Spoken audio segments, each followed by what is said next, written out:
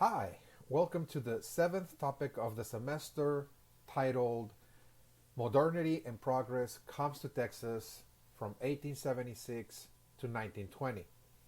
Now, in this topic, we're going to be looking at a series of changes that took place in the state of Texas in those years I just mentioned, in which the entire state is going to what is called modernize. Okay, there will be a host of new changes taking place in the realm of the economy. For example, we're going to see the rise of a new economy, a new modern economy, as it was called, based on what is called industrial capitalism, for example.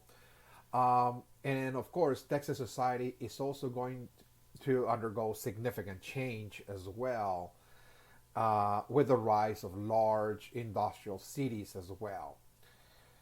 So, we're going to devote this topic to really discuss all of those changes. This is the very first time that such dramatic transformations are going to take place in the state of Texas. Of course, there has been, of course, transformations in the past, but nothing like this. Okay, as we'll explain, in the past, for example, there were no factories, no industries. Texas did not really function under a capitalist economy, for example, either. And most people in Texas lived in the countryside.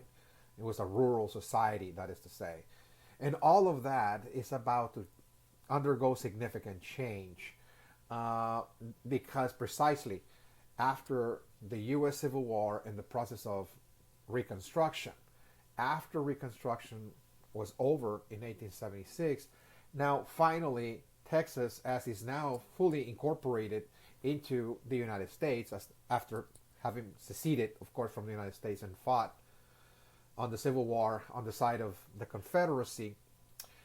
Now that all of that is over, now Texas, as well as the entire country, by the way, this is not just something that is taking place in the state of Texas, but the entire nation, again, is really undergoing change. If you look at the whole country, for example, the United States is really giving rise to something called industrial America, modern industrial America. Okay, it's industrializing the country, rapidly industrializing, not only in certain regions of the country, like in the past, prior to the Civil War, only the North was industrializing.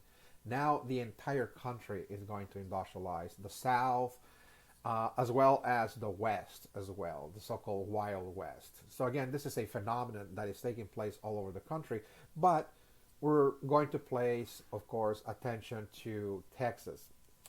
What was really going on in Texas, how Texas was industrializing, what kind of changes were taking place, what kind of industries were arriving to the state,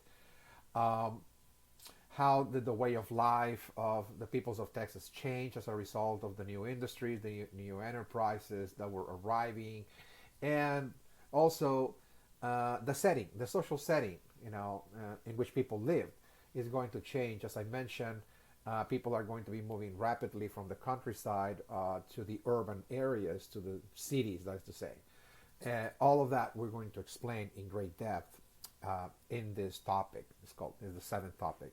Modernity and Progress Comes to Texas from 1876 to 1920. All right, so let us go to our slide. So we may begin with the actual discussion again of how we're going to, first and foremost, explain this transition. The table of contents show four main parts. There will be four main parts that we're going to cover. Those are essential components of this discussion. The first part, the table of contents, indicates that we're first going to pay attention to what is called tradition and modernity. So before we start talking about change, the changes that will take place in Texas, the ones I mentioned, it is important to first recap Texas as it was. That is to say, what was the state of Texas prior to this change? Now, it was a very traditional setting, a very traditional society in which people live. So we first are going to explain, once again, the traditional setting of Texas, of the peoples of Texas, the traditional economy, the traditional society, and so on, so we can have a comparison, a baseline to work with and distinguish how Texas is about to go significant change with the coming of modernity. Okay, so this term modernity will also be explained in part one. What is modernity? What are the features, the characteristics of a modern society that sets modern societies apart from traditional societies?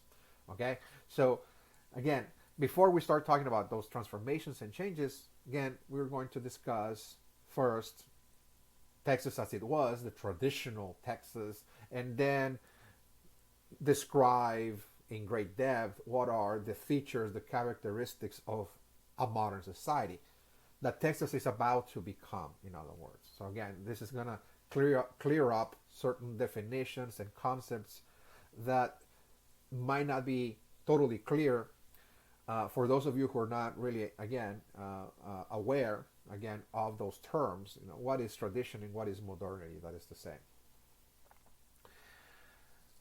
Part two is going to look now at the changes that Texas experienced towards modernity.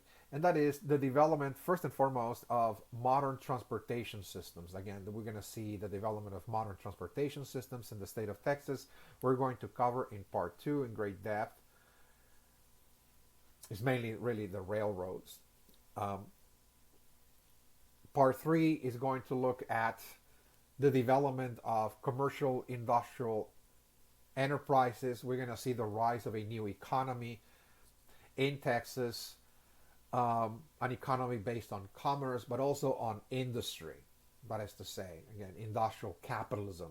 Again, for the first time, Texas is now moving towards capitalism. That is to say, all of that will be elaborated in part three. Part four, at the very end, we're going to see social change, and that is, you know, the way people live.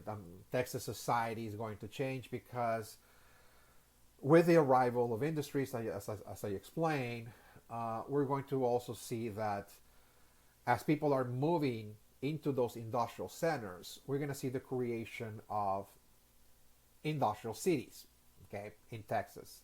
The rise of modern industrial centers or industrial cities as well. How people lived in the cities, you know, what they found in those cities, etc. All of that was new. Of course, we're going to cover in great depth in part four. Okay, so this is a very, very important topic that is now dealing with more contemporary events in the history of Texas, because this is, again, the era that we're most familiar with. I mean, we're living in the modern age today, and the age of industry, the age of capitalism, the age of large industrial cities. All of this world that we're so familiar with today was born precisely during this time. Okay, this is after the Civil War and Reconstruction. This is the birth of this world that we inhabit. So we're going to get to see how that world emerged, okay, around this time. Okay, all right, so now that we have explained the table of contents, let's proceed then to discuss now part one, which deals with tradition and modernity. Okay, this is a very essential, very, very essential component of this topic that is going to enable us to understand really the transition that not only the state of Texas, but that countries around the world experienced as they move towards modernity as well. Again, this is really a time when the world as a whole is facing significant change. And that is The 19th century, particularly the 19th century, was a century in which most of the changes that transpired in the last, let's say, 200 or 300 years accelerated, okay, during this time, during this particular century, to give birth to the world that we know of again today. It's called the modern world, that is to say. The 19th century was a century in which countries like, for example, the United States, but also some European countries like England, France, Germany, Holland, for example, were industrializing, okay, rapidly industrializing. We're going to see the rise of industrial economies, industrial powers, okay, like the British, for example. We're creating an empire based on industry. Um, and so this is a period of intense dramatic change for certain countries, of course, but as some countries were industrializing, like the ones I mentioned, many countries around the world were also facing the same dilemmas as to, well, I mean, if there are certain countries industrializing and creating a lot of changes in their economies and their societies and so on, creating wealth, for example, raising the standards of living of people and so on. Well, a lot of countries wanted to emulate, they wanted to imitate, those industrial nations. In countries around the world, which were still living under traditional conditions, people were still pretty much engaged in farming, growing crops. They didn't have any factories or anything like that. They live in the countryside. They had to make that choice. Are we going to abandon this traditional setting, in order for us to create a new world, a new society based on industrialization, etc.? Or are we going to remain traditional? Are we going to actually stay in this traditional setting the way we have lived for centuries, perhaps even for thousands of years? Okay?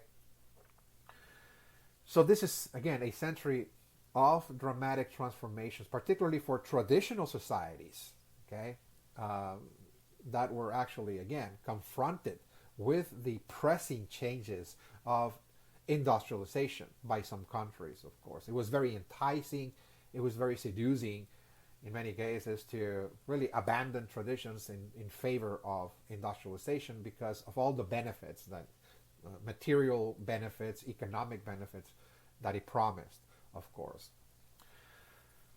So let us start then by looking at the traditional setting of Texas. Again, and this is one very effective way to understand traditional settings elsewhere, not only in Texas, but even outside of Texas. When we talk about traditional societies, countries that were living under traditional, conditions and so on, customs, what do we mean about that? What is the traditional setting that existed before industrialization, before modernity? Of course, there's variations. I'm not saying that traditional societies were all alike. Whether we talk about Texas or we talked about some Asian traditional society or traditional societies in Africa or traditional societies in Latin America. I'm not even suggesting that, but there are some shared commonalities, some shared characteristics among them. But in this discussion, of course, we're only going to pay attention to Texas. What was the traditional setting of Texas? How people lived like, in other words, in the state of Texas before industrialization and before modernity. Okay? This is extremely important, again, just to understand. Texas as it was, and then once we start discussing the changes, you're going to see how Texas is going to be altered in very significant ways. Okay? You're going to have a comparison. All right, so first and foremost, we start with number one. Texas, before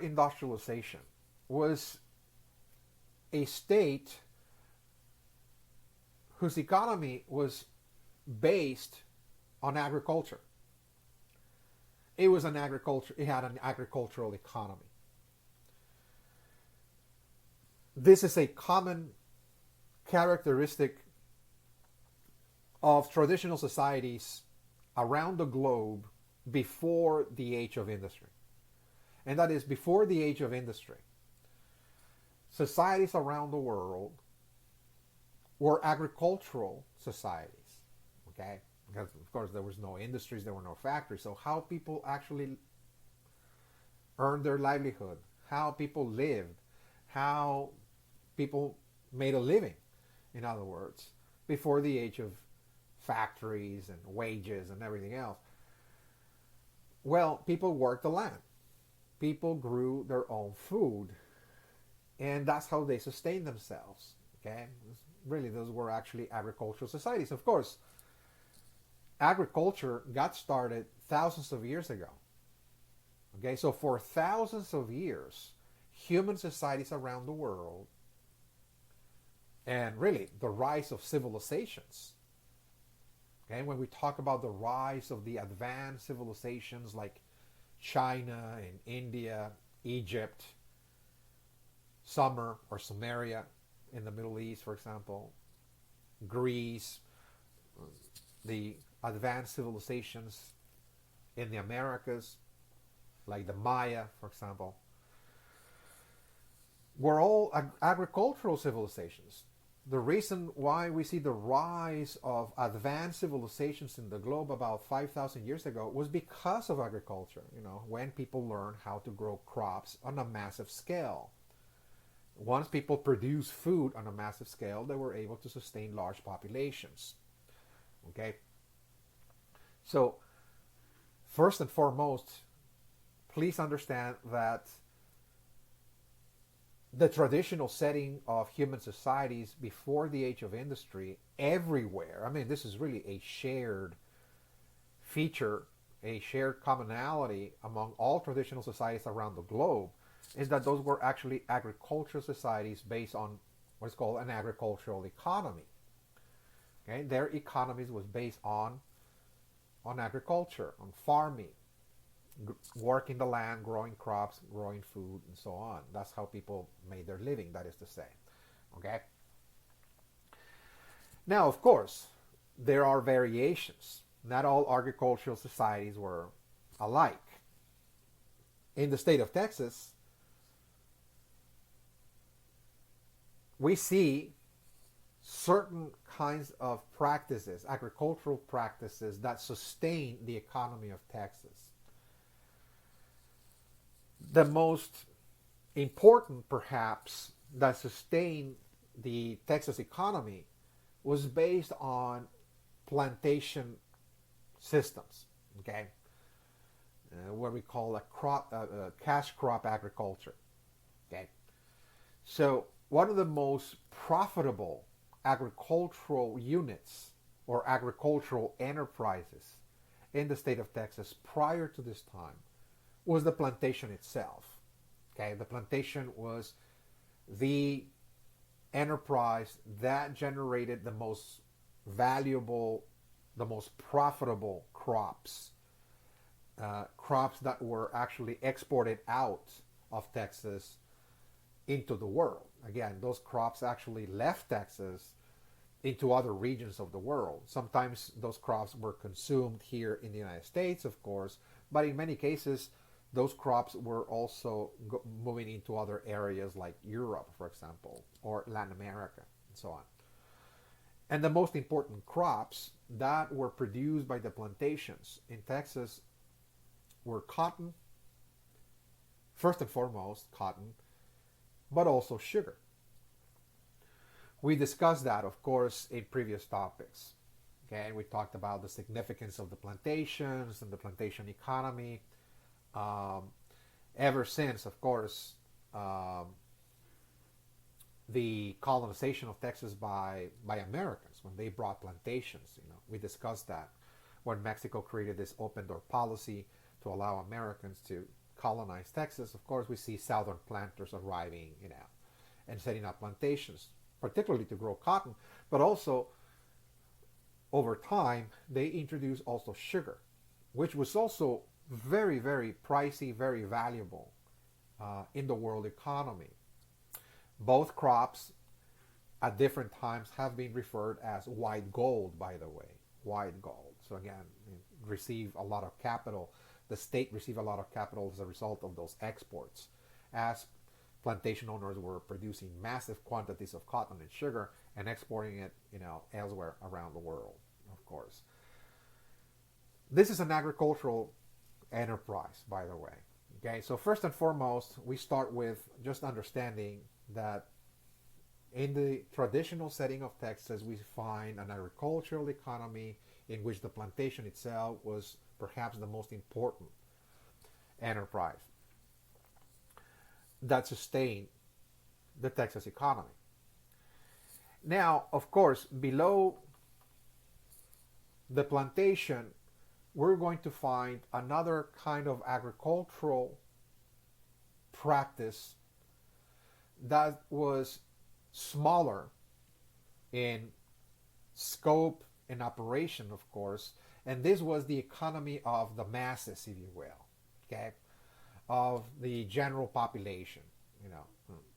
If you were not a planter, which, by the way, in the state of Texas, it was only a tiny minority of people that were plantation owners. It is estimated that no more than 3% of the entire population of Texas own plantations. So again, we're talking about a tiny, tiny fraction, again, of the entire Texas population.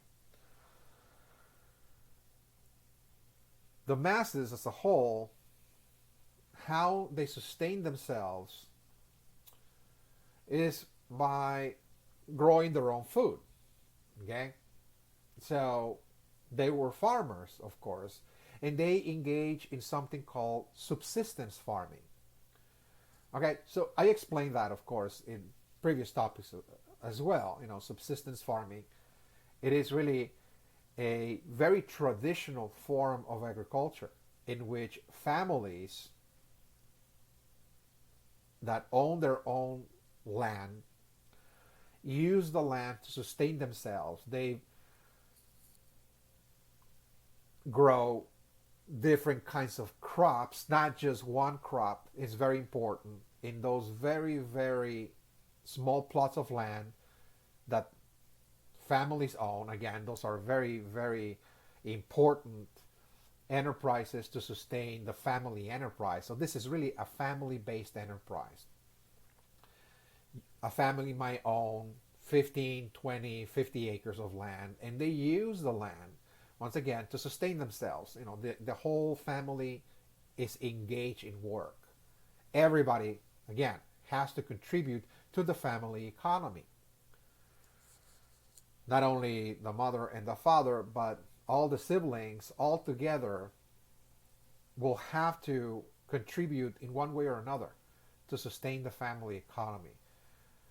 And the way they do it is that, well, some of them actually are working in the fields, growing different kinds of crops. They might be growing things like vegetables, wheat, corn, and so on, a variety. This is very important. They're not only growing one kind of crop, but a variety of crops. Others might be tending animals as well. So within the family farm of moms and pops, again, there's also a section devoted for animal farming as well. Animal husbandry as well is called. Raising pigs or sheep, cattle, and so on. In others, the crafty ones, there might be, of course, some members of the family who are very creative, very artistic.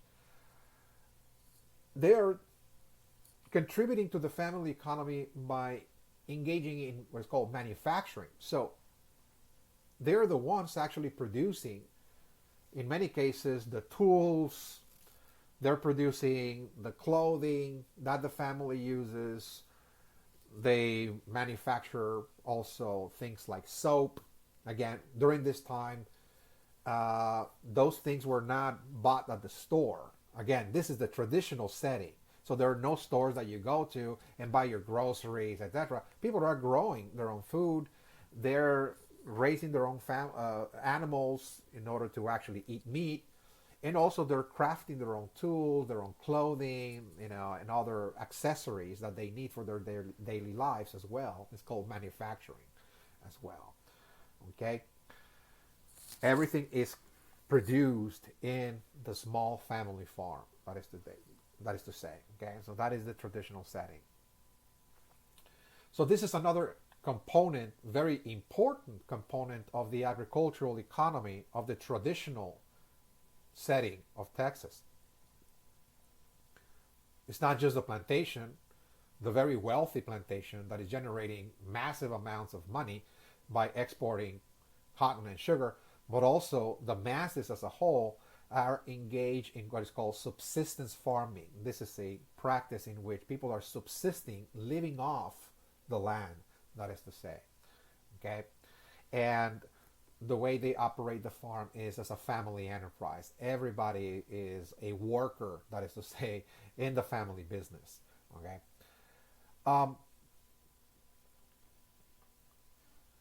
We also talked about how Texas up to this time was also largely based, the Texas economy, on cattle ranching. Okay? And cattle ranching really predates agriculture in Texas. Again, one of the first enterprises that flourished in the state of Texas, going back to the colonial period when Spain colonized Texas, was cattle ranching. We talked about that in one of the very first topics of the semester, by the way, when we talked about the Spanish colonization of Texas, the second topic. So ever since the late 1600s and throughout the 1700s, we're going to see the rise of cattle ranching in Texas. And likewise, there are two types of cattle ranches in Texas that we discussed. We have the family owned. Once again, it's like the small farm.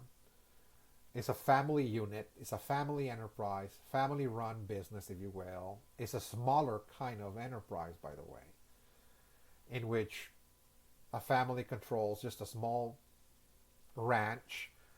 They have 50 heads of cattle, for example, or so on. And they live off of that. They also raise horses and the like, and they use horses for transportation purposes, to pull carts and so on. And so again, this is a cattle ranch. Very, very different from the family farm. And there are hundreds and hundreds of family-owned cattle ranches in Texas. They're small scale, before 1876. But there's also the wealthy ranches. Okay, we talked about that as well. We're going to see, of course, during the Spanish and Mexican periods, the rise of very wealthy cattle ranchers who initiated the cattle trails to Louisiana in the east, selling cattle in the United States or driving cattle into the south in places like Monterrey or Saltillo in Mexico.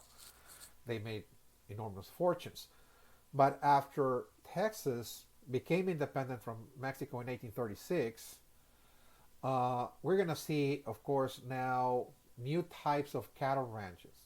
Okay, with the arrival of Americans, and they brought capital. They created new ranches that were also very, very wealthy, very, very prominent as well. Okay,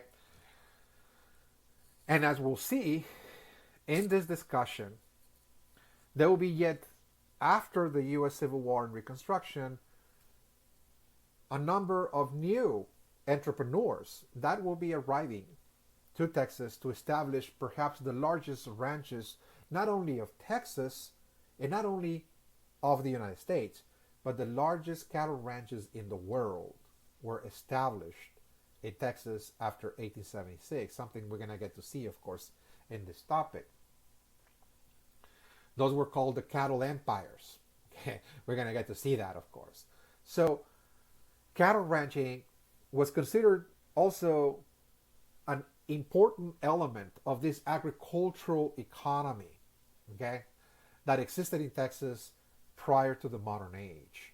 cattle ranching was considered part of an agricultural economy because despite the fact that those enterprises were based on grazing and raising cattle, well, inside of the ranch, people had to engage also in agricultural practices as well. They have to grow their own food inside of their own ranches to sustain themselves as well. So this is, again, considered also part of an agricultural economy as well. Okay? So, first and foremost, understand that an agricultural economy was the basis of this traditional setting in which Texans lived prior to 1876. What that means is that Texas society as a whole, without exception, was a rural society. That's point number 2, a rural society. Okay? So, rural society. So what is a rural society? Well, a rural society is a society in which the population, the people, live in the countryside. As opposed to, let's say, an urban society. Urban society means people living in cities. So around this time, even though there are large towns, there's no denying of that. There are large towns in Texas. Okay? There are, of course, San Antonio. There's Houston, for example. Those are large towns, of course. There's no denying of that. And they're on their way of becoming cities, of course. Yes, it's true. But the vast majority of the population of Texas lives in the countryside. Okay? Overwhelmingly, 80% or more of the population of Texas live in the countryside. Okay?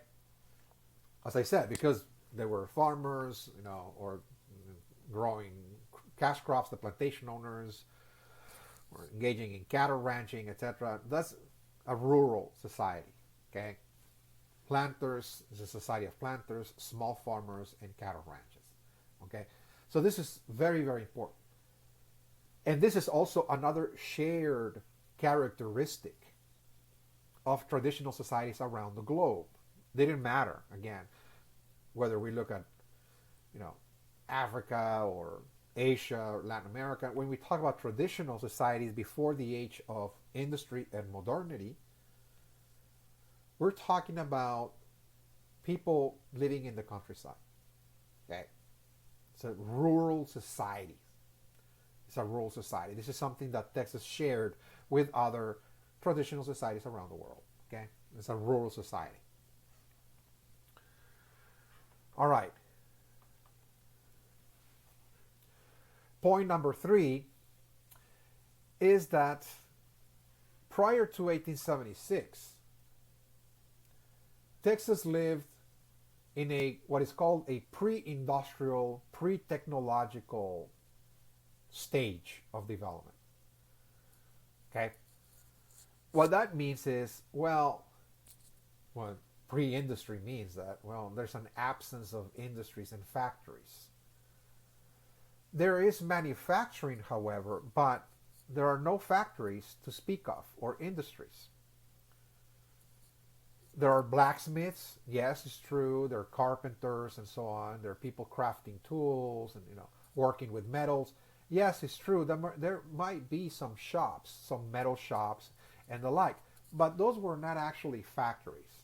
The way we understand a factory, let's say, in the Northeast of part of the United States, where there are already well-established factories of different kinds.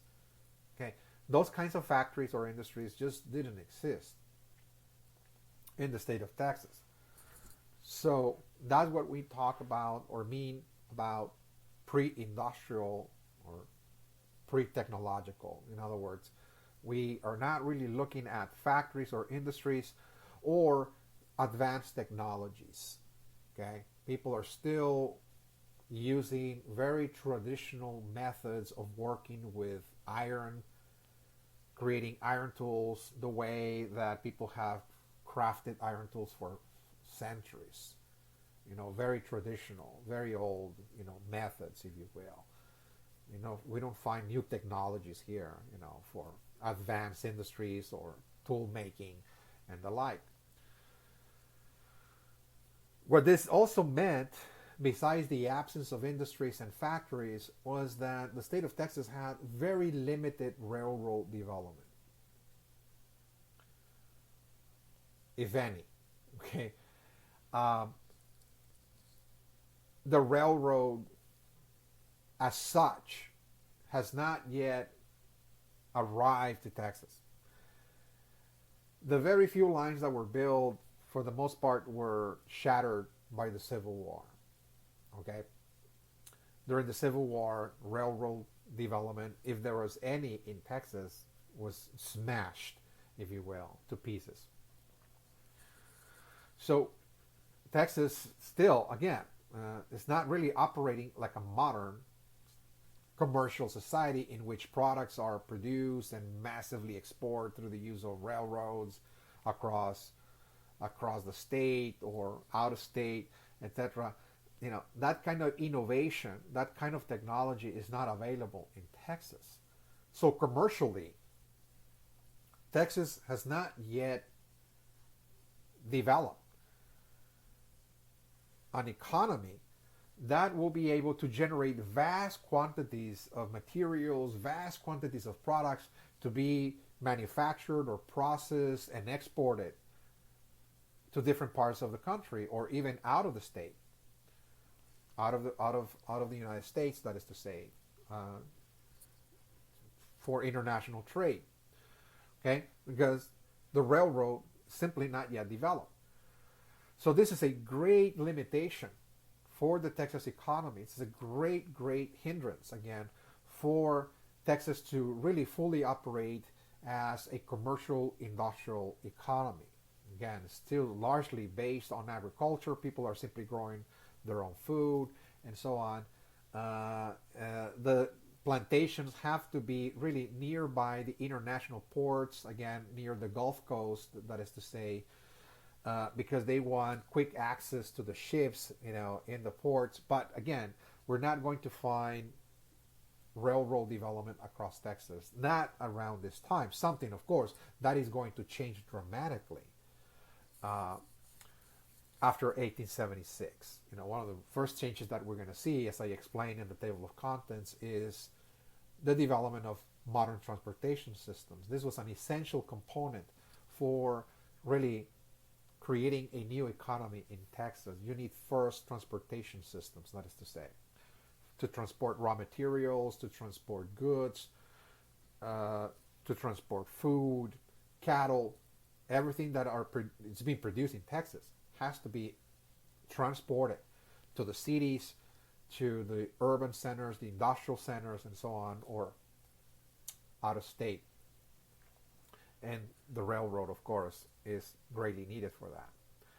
Okay, so this is just a picture of Texas as it was, and we kind of recaptured many of the features and points that we have already covered in previous topics. Again, this was like a recap of many of the issues we looked at when we were looking at some of the changes that took place in Texas. For example, when we talked about the creation of cattle ranching in Texas, the creation of an agricultural economy based on plantations, subsistence farming, and of course, when we looked at a rural society, society of people that live in the countryside. Again, this is something that in different topics, in different sections, we have looked at, but again, I just put everything together so you can see how Texas existed before the modern age. Now it's important to look at the features of the modern age. In other words, now that we understand tradition, this is the traditional setting that we just looked at in Texas. Okay, so when we talk about modernity, that Texas is about to modernize, that modernity and progress arrives to Texas. So what do we mean about modernity? How can we define modernity? What are some of the features or characteristics of modern societies. That way, we can understand how Texas is about to change. The changes that are transpiring in Texas during this time. So, one of the most effective ways to understand modernity is by understanding the time frame, the period where that word or key term was introduced first. Modernity as such was introduced as a key term, if you will, or term, in the 1700s in Europe. Okay, it's really a term that comes from Europe. European scientists and intellectuals were the ones that formulated that term, and ever since the 1700s, that term came to mean certain things. That is to say,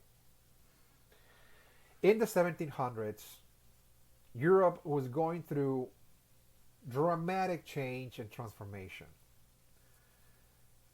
First, because there was a scientific and philosophical revolution going on in Europe known as the Enlightenment. Okay? In the 1700s, Europeans were going through a so-called enlightenment. They were becoming enlightened. Okay? Because there was a new science on the rise. There was a scientific revolution. People were scientists, that is to say, physicists, mathematicians, were really formulating a new way to study the world around them, the world of nature. And in a nutshell, again, this new science was based on the idea that in order to know anything about the world, we need to study matter with our physical senses, with our five senses. Okay, so this is a very materialistic approach to understanding reality. In other words, the scientists came up with the idea that reality is material. This is the only thing that we can know. They didn't deny the spiritual world, the world of spirit and angels and God. They didn't deny that, but the problem for them was that they couldn't access it to study it. In other words, what is the spiritual world? How can we know it? How can we access it? Well, if humans do not have measuring devices to actually study the spiritual world, well, maybe what we should do is just study the material world. Not that the spiritual world doesn't exist, it's just that we cannot really study it, that is to say. So the new scientists of the 1700s instead devoted all of their energies, all their attention to study the world of matter. Now, they really wanted to know what matter was, what is this material world, what are the components, the elements of matter, how matter behaves. They wanted to understand all of the laws of nature that is behind the world of matter. Okay? So they gave rise to something called modern science. This new scientific revolution is introducing, once again, a new scientific system that is based on physical observation of matter. Okay, physical observation of matter.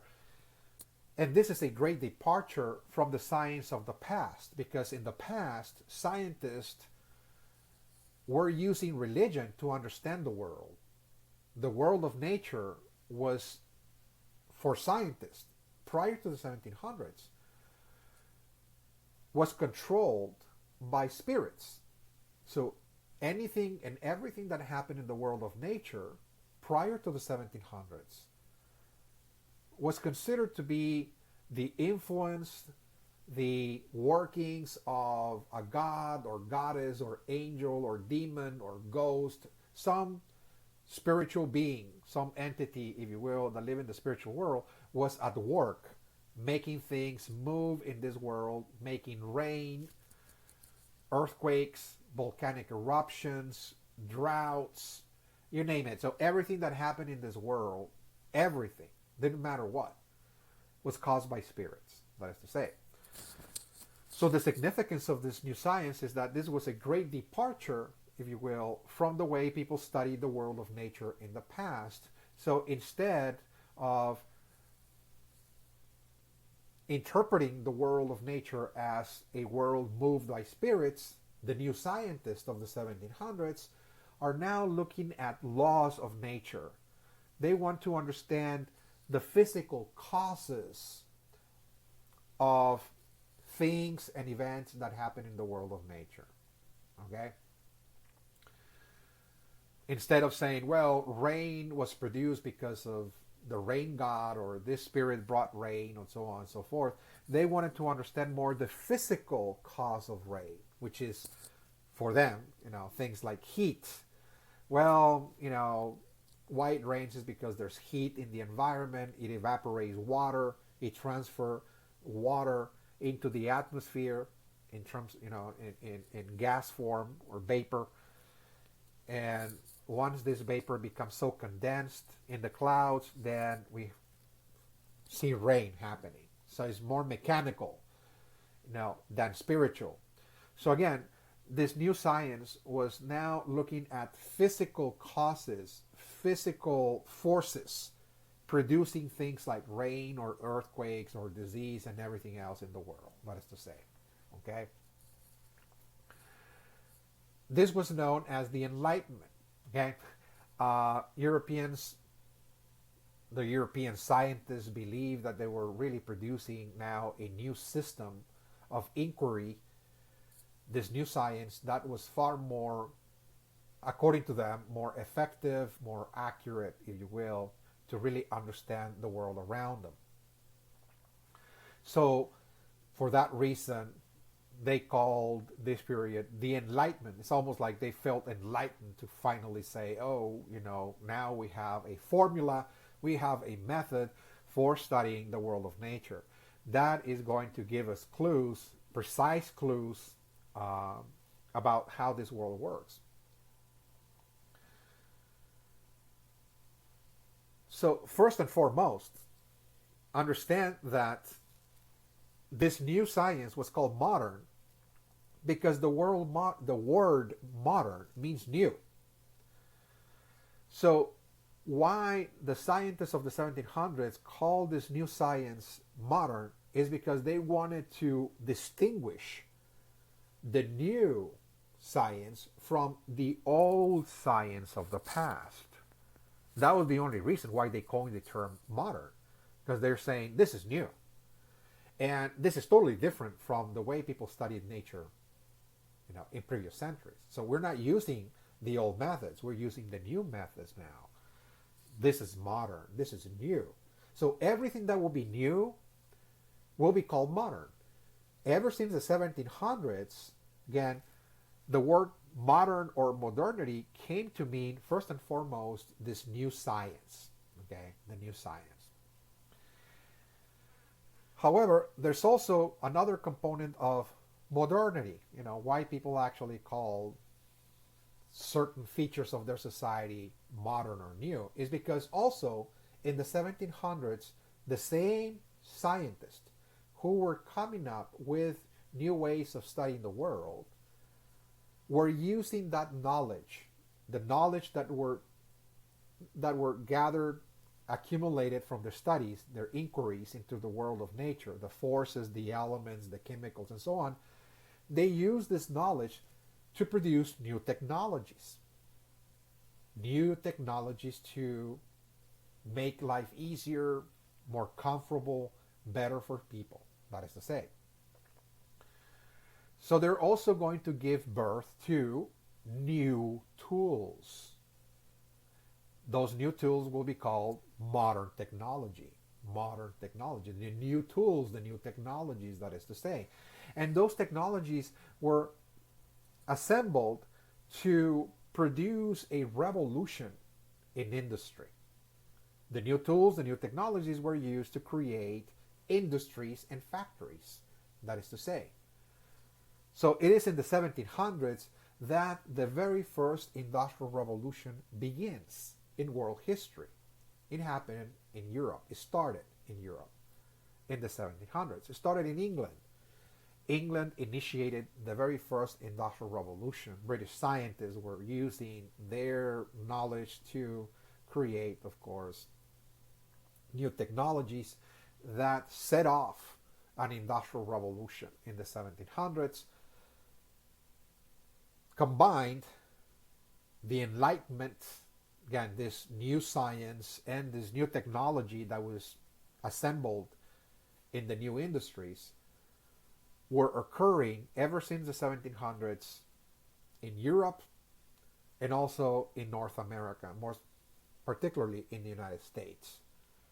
So where modernity actually began, modernity began in the 1700s with the Enlightenment and the Industrial Revolution in Europe, Western Europe, and in North America, in the United States, that is.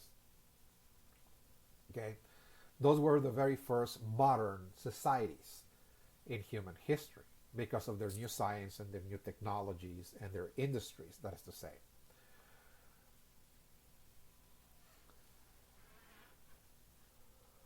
All right, so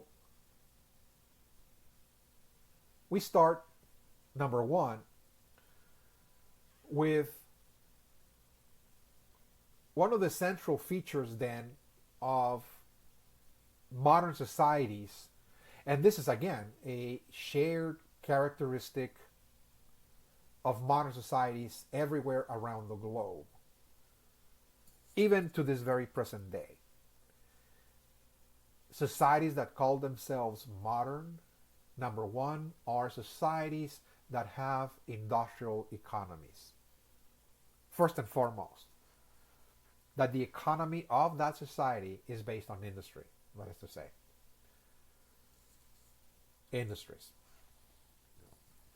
People, again, are using science and technology to generate enterprises, in this case, which are called industries or factories. Now, to be more specific, what is the significance of the factory or industry, that is to say? Why is this enterprise so different from the enterprises of the past? Why are they considered modern or new? Industries and factories, that is to say. Well, they're considered modern and new because in the factories or in those industries,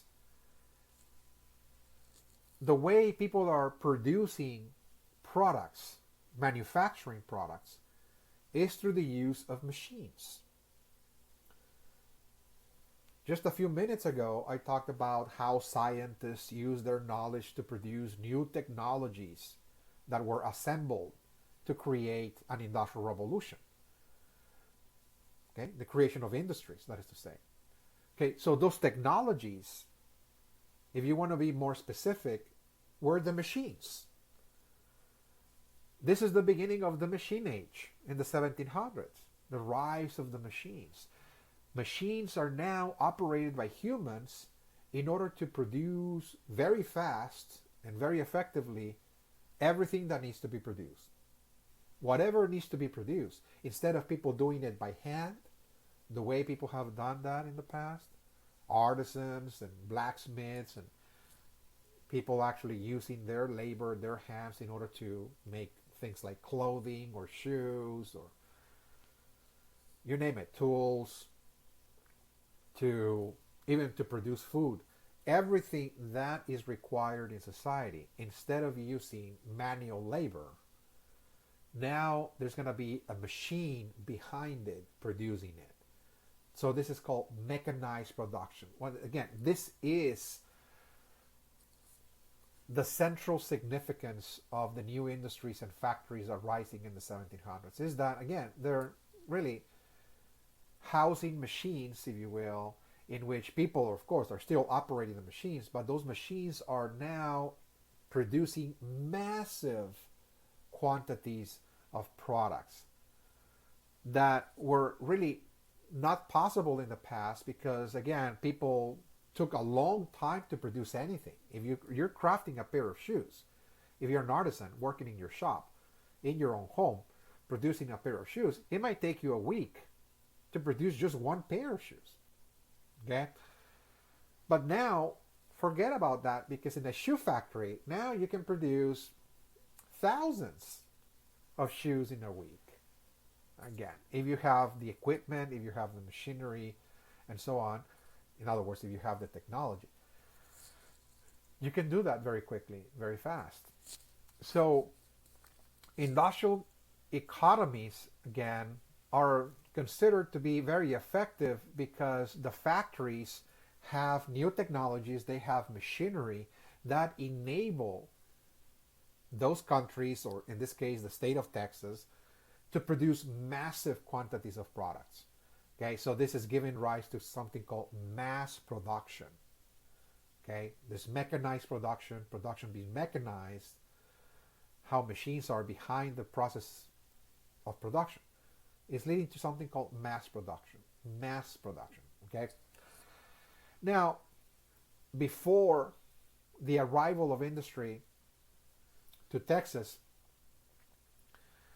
industries in Europe or in the United States, in the north part of the country, because again, when the United States industrialized initially, it only industrialized in the north part of the country, not in the south. Something we discussed, of course, in the previous topics.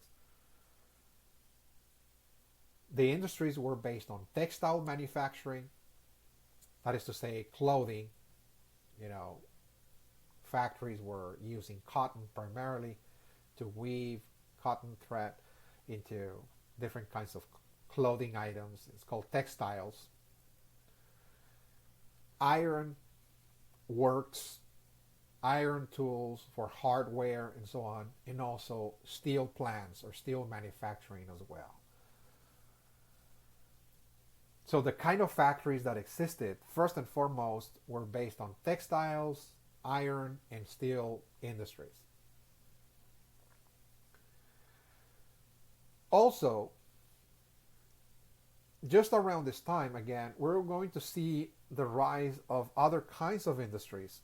In the 19th century particularly, we're going to see the birth of new industries based on energy. Those are the energy industries. Industries that will be totally devoted to generate energy. The different sources of energy in the 19th century were based on coal. So there were coal industries. That's called coal mining. There were oil industries, industries that were extracting oil out of the ground, for example. And, as we'll see, electricity. Factories or plants, industries that were engaged in the generation of electricity as well. Okay. Other kinds of industries that were arising in the 19th century in this industrial revolution was the chemical and pharmaceutical industries as well. Okay, there were different chemicals that were required for industrial production in the manufacturing of steel and iron and energy and so on. Well, there were different chemicals that were needed in order to process, if you will, certain products, to manufacture certain equipment and so on, in which certain chemicals were needed. Well, we're going to see the rise of chemical plants, chemical industries, but also pharmaceutical industries. You know, the pharmaceuticals, you know, things like medicine and so on. There's also going to be that as well. And just around this time, we're going to see the rise of another industry. It's called the beef industry. It is precisely after the end of the Civil War that we're going to see the birth of a whole new industry that will be devoted to the slaughter of cattle, the packaging of meat, and the distribution of beef around the country. It's called the beef industry, of course. So those are the most important industries that were arising ever since the 1700s all the way to this time that we're speaking about 1876 or thereabouts, just at the time when Texas is about to industrialize. Those were the industries that already existed in the United States during this time. Many of those industries are going to be arriving into Texas, something that we're going to actually explain in great detail, which were the industries that were arising and so on and so forth. But I just want you to, at this point, understand that when we talk about modernity or modernization, first and foremost, we're talking about societies that have an industrial economy, that have factories, and they have a mechanized production, machines producing, of course, the products that the society uses. We're talking about economies that are engaged in called mass production. And as a whole, again, the industries are based on chemicals, pharmaceuticals, energy, textile, iron, and steel. Okay? That is considered, again, to be a society that has a modern economy. It's called an industrial economy. They're modern. Second, another feature of a modern society is a society that sponsors the sciences and technology. Okay?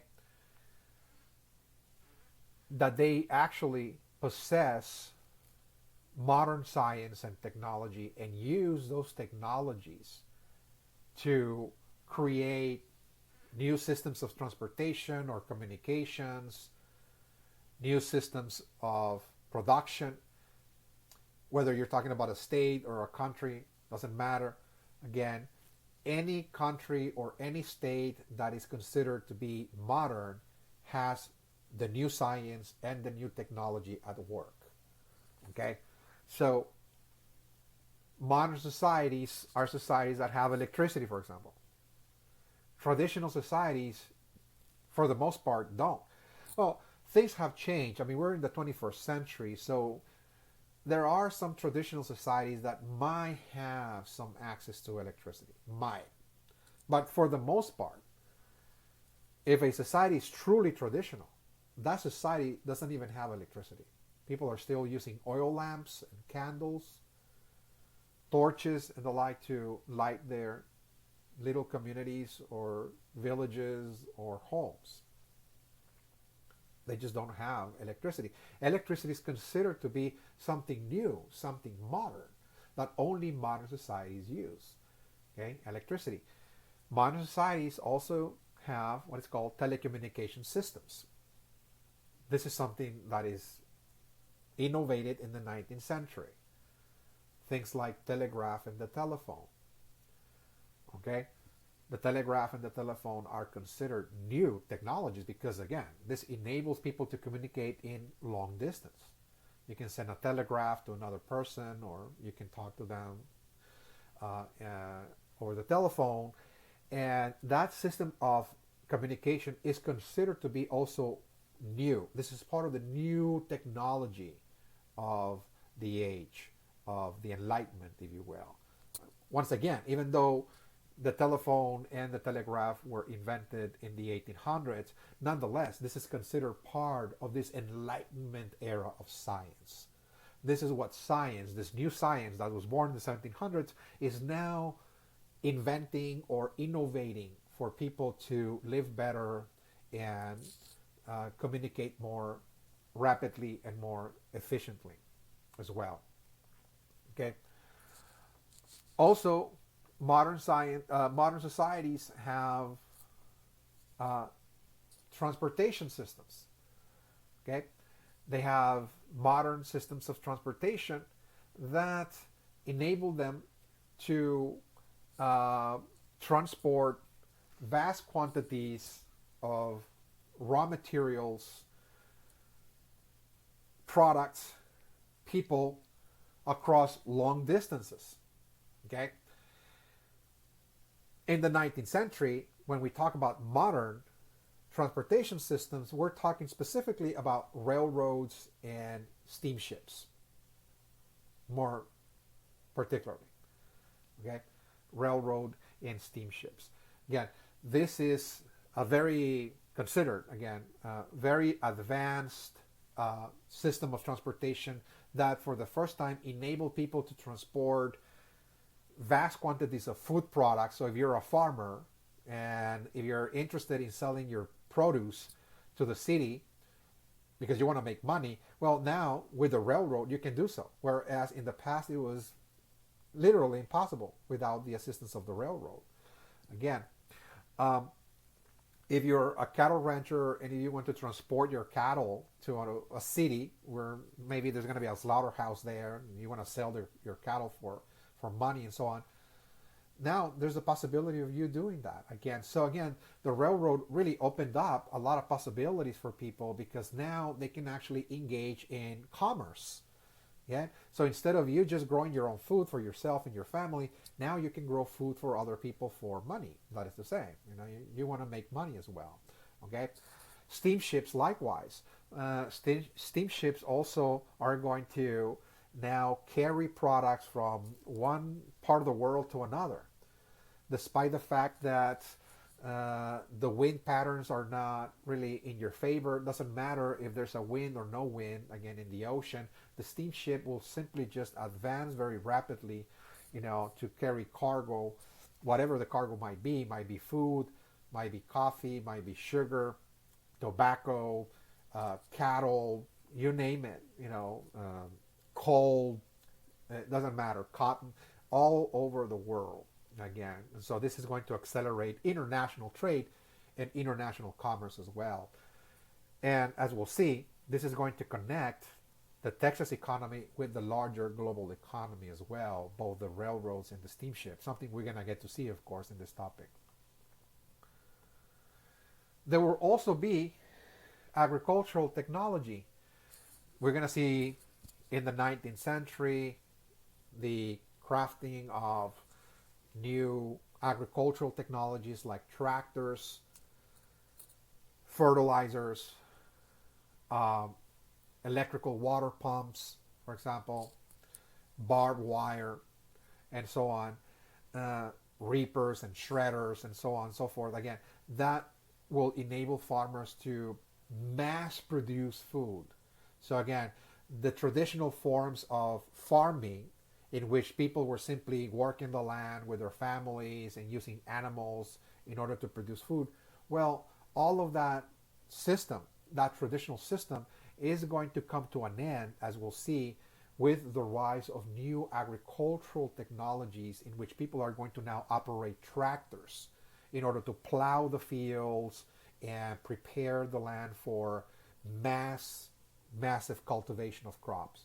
Massive. Again, we're moving into the era of mass production, even in the area of agriculture as well.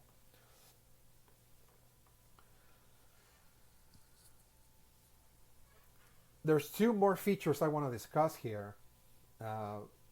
Two more features of modern societies or modernity is that number three, another shared commonality or feature of a modern society, and this is around the world, by the way, is that modern societies tend to live in large industrial cities.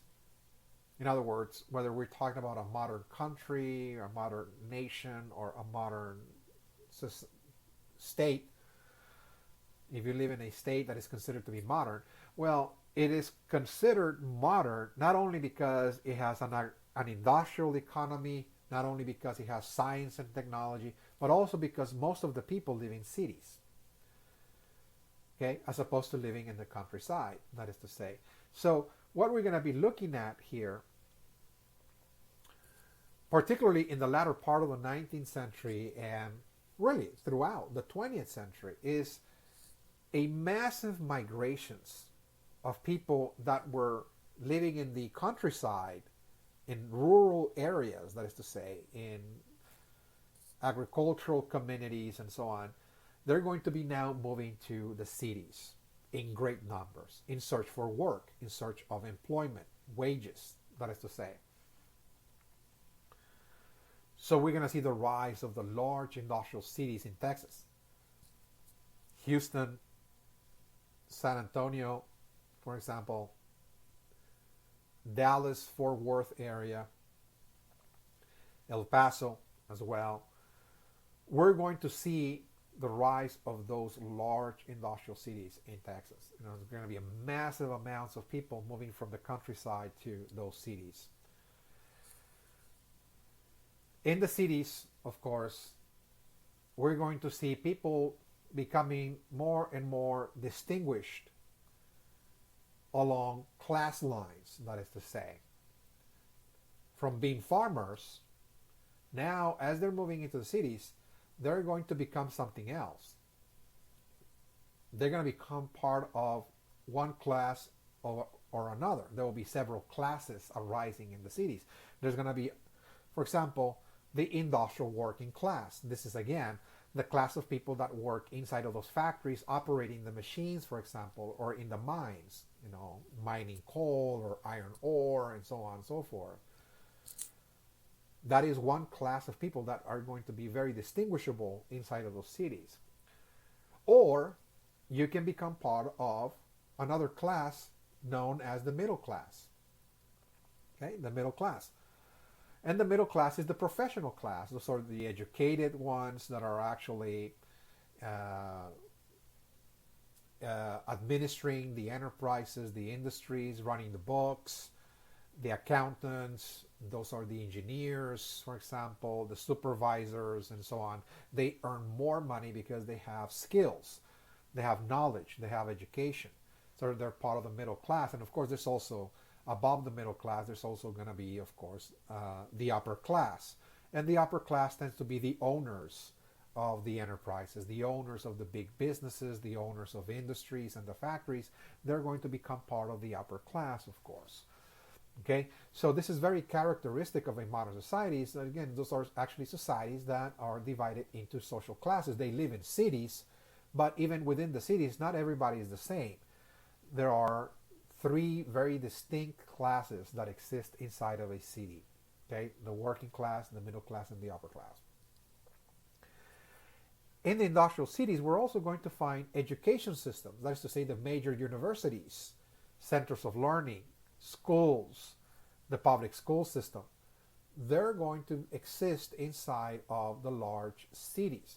So one of the reasons why people were moving into the cities, besides, of course, trying to find wages or monies to sustain themselves in a better life altogether, another reason was that they saw the city as the place where you actually receive an education. This is where the centers of learning are.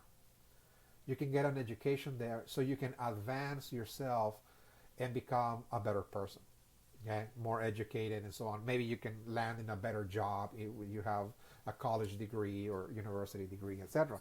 So again, this is where the arts, the museums of science, the plays, and of course the schools are going to be offering people culture and education, knowledge. This is where knowledge is being transmitted and the culture is being transmitted, the high culture is being transmitted in the cities, again, through the education systems.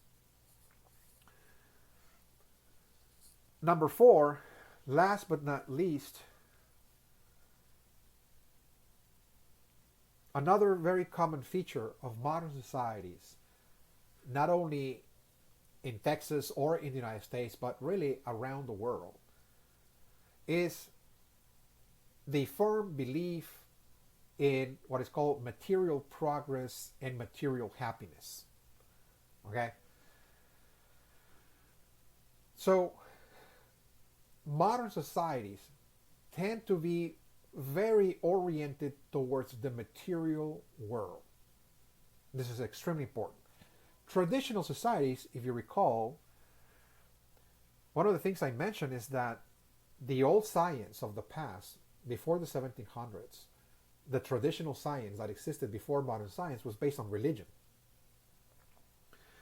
Well, traditional societies tend to be more oriented towards religion and spirituality. Okay? Traditional societies. Whereas modern societies although they can still retain a lot of elements of religion and faith and so on, they tend to be more concerned with the here and the now. This world, this physical world, is important for them, perhaps even more so than the religious. They're more concerned with material well-being, for example. I want to have a good job, for example. I want to have better pay. I want to earn more money so I can live better. I want to receive an education. That way I can land in a good paying job, for example. I want to own a very good home. I want to be very comfortable.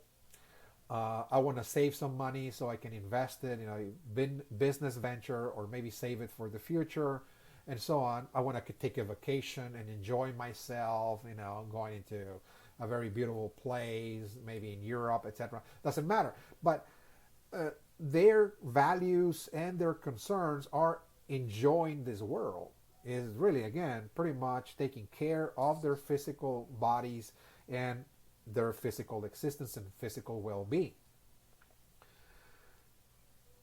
And they really believe that one of the purposes of human existence is to progress in this regard. This is called material progress.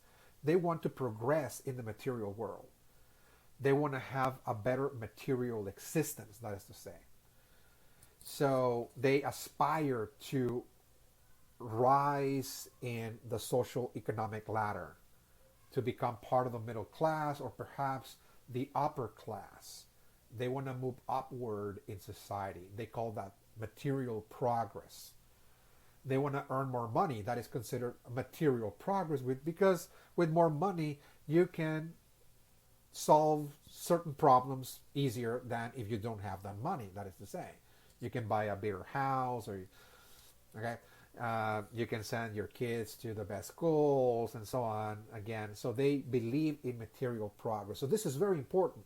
I want you to understand that there is a sharp difference between traditional societies that are more oriented towards spirituality and religion and modern societies that are more oriented towards the here and the now, this material world. And they believe in material well-being and material progress. They also believe in consumerism. Material happiness for modern societies is achieved through the consumption of goods and services. This is called consumerism. So consumerism, we're talking about the modern age now, again, is really the idea that material happiness comes from buying a certain product. That when you buy a certain product, you're not buying it because you actually need the product. You might need it, of course, but you're buying it because you think that by owning or possessing that product, you're going to be very, very happy. That is to say, that is consumerism. Consumerism is not buying just for the sake of buying. You can buy food, because actually we need food in order to survive. That's not consumerism. Consumerism is when you buy something that you might not even need it, but the reason why you're buying it is because you're seeking happiness through it. That is to say. So this is another thing, again, of another very important feature of modern societies, is that there's also this value of consumption or consumerism as the means to achieve human happiness, that is to say.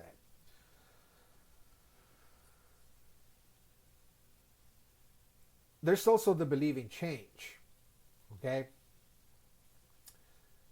Modern societies believe in change. They believe that the future should change for the better. Traditional societies don't believe in change, and in fact, even if they understand that change exists, traditional societies don't like change. They're traditional. They like to conserve things as they are. That's why they're traditional. We follow the norms of our ancestors. We follow the ways, the values of our forefathers that came before us. We maintain that world intact. We evaluate. We think that this is the way things should be. Those are the traditional societies. But modern societies reject tradition and instead they want change. They want things to change tomorrow and the next year and so on, but for the better. They want new technologies, they want new knowledge, they want new businesses, they want something new to take place, in other words. Okay? They look to the future for inspiration, whereas traditional societies look at the past for inspiration. So this is very important. Again, try to understand that there's a new value system introduced in Texas in this very traditional society. There's going to be a new value system in which people are going to be told that, look, you should abandon your traditions, the way you have lived in the past. This is not going to get you anywhere, but instead look to the future, look for change, in other words. Okay? Change is good and so on. So there's going to be, of course, also a change in the culture, okay, of Texas, a very gradual one. I'm not saying that everybody accepted and embraced change, but again, there's going to be a new value system introduced.